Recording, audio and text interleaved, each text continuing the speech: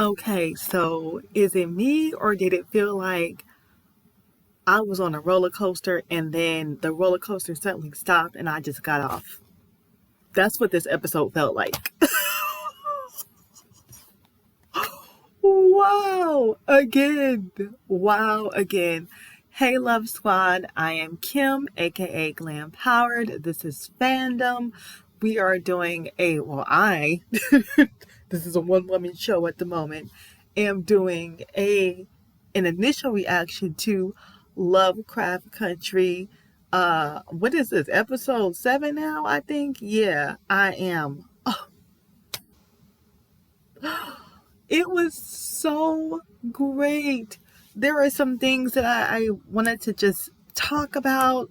So first of all, we already know who. We had Montrose at the beginning. If it's a scene with Montrose, then you already know it's going to be difficult. So Tick finds out officially that Montrose is gay because he sees Sammy leaving Montrose's apartment after Montrose semi-opened his heart and let the man stay over the night for the first time. And he had to deal with that real quick and just process all of his abuse and realize that it wasn't about him real quick because they finally realized, I told y'all, I told y'all, I told y'all Hannah had the book of names. They finally came out and said it. Oh, finally, we know that. And Letty's having dreams like Ticks, similar to Ticks, and she finds out she's pregnant. All that bleeping they've been doing, that's not a surprise. Her being Letty and Ruby finally have their reconciliation, which they needed to have, but Ruby's a spy now, so there's that. Spying on Letty, who puts two and two together about Hippolyta, who finally figures out how to have her wrinkle in time moment, like straight up. So she finds out how to create a wrinkle in time. She gets caught by Lancaster's men, which is true to the book, but she's stuck. So I'm really curious to see what happens for her because Tick, good old reactionary Tick, he was there to come to save the day, but he kind of wrecked it. I mean, he's so reactionary. They're both smart. Tick and Hippolyta are both very intelligent, but she's more intuitive. He's just boom, boom, boom.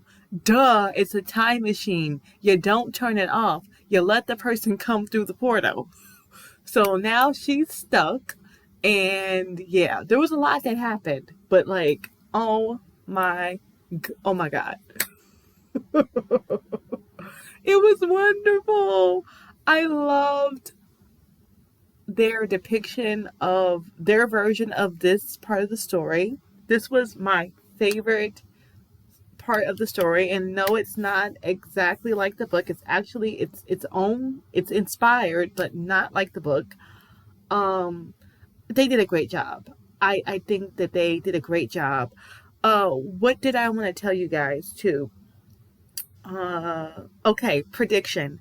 Can't you just feel all of the all of the different webs, each person's web kind of coming together?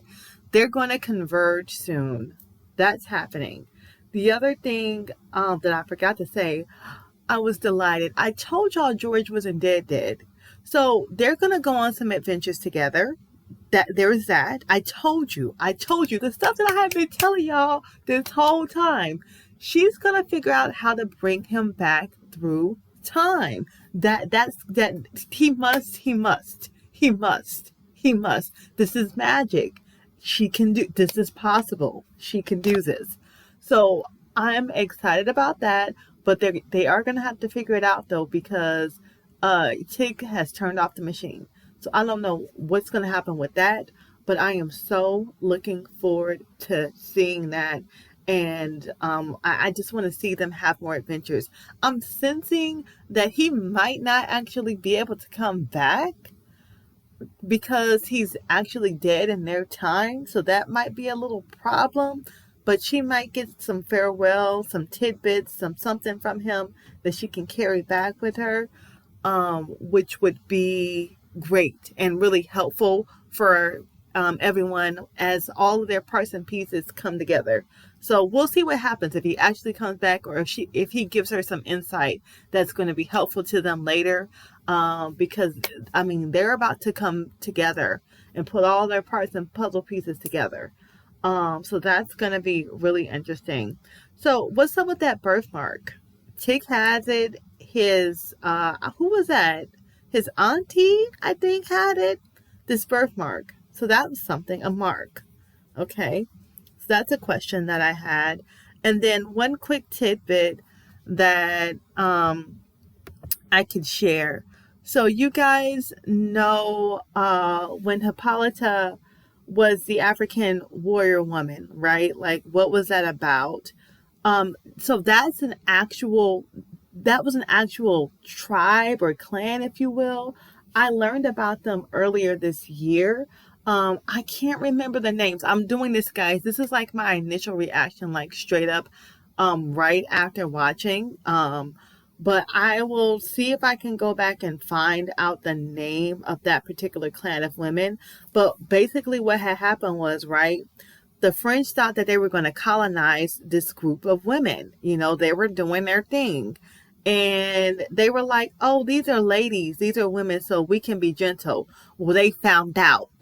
They found out that these women was not here to play. They was not here to play games. These was warrior women.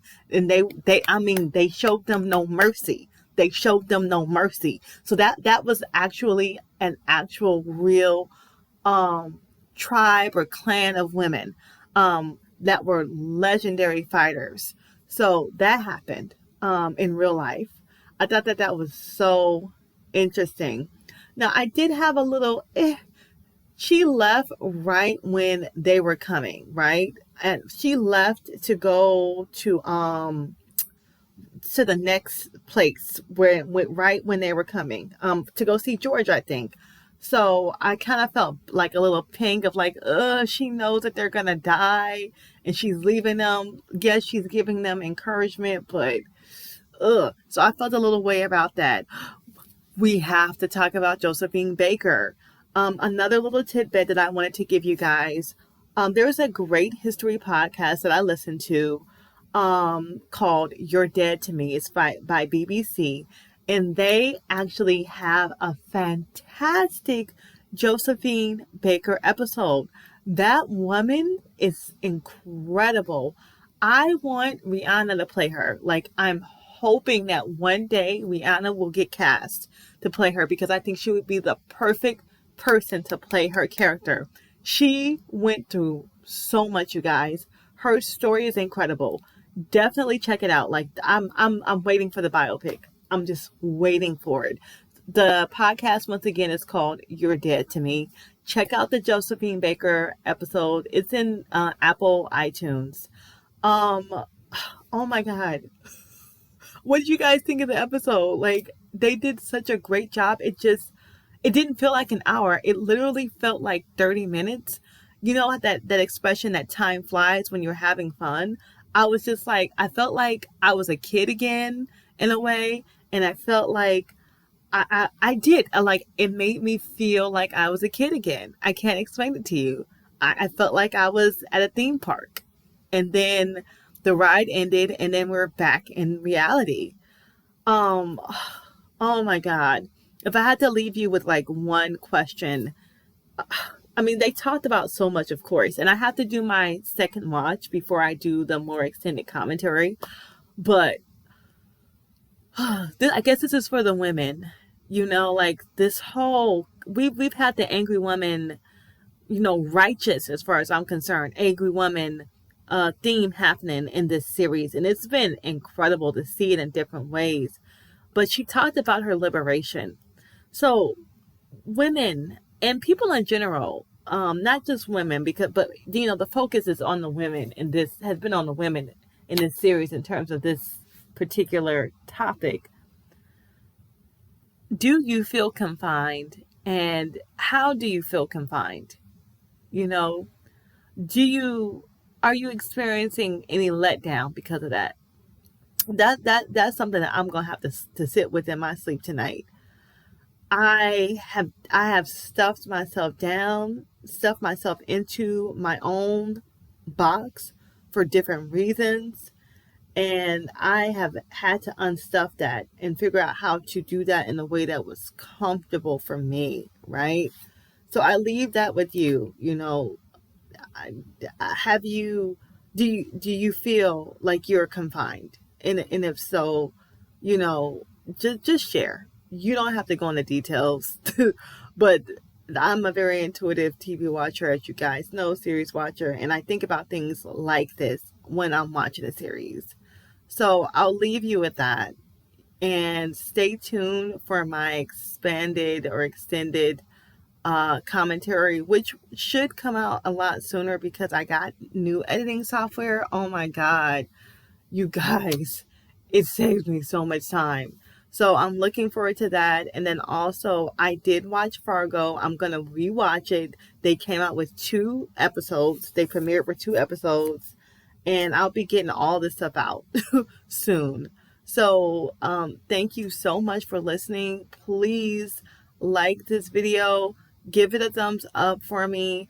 At least give me a star emoji. We had a lot of celestial energy going on, so let's do our star emoji, and subscribe. Please subscribe. And thank you guys so much again for watching. I'm noticing like people are actually watching these videos, and I'm like, oh my God, like this is actually a thing now.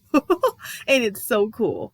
So thank you so much. Stay blessed, not stressed, and I will see you in the next video.